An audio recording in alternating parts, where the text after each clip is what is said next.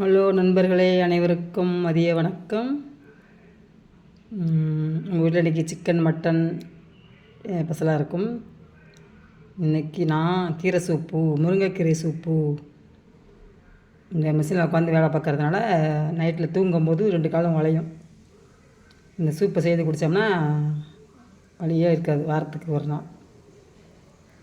அதனால் இன்றைக்கி நான் ஒரே ஒரு கை முருங்கைக்கீரை போட்டு நல்லா வதக்கி இஞ்சி போடலை, பூண்டு, சின்ன வெங்காயம், சீரகம், மிளகு, மஞ்சள் போட்டு வதக்கி சூப் மாதிரி செஞ்சு சாப்பிட்றேன்.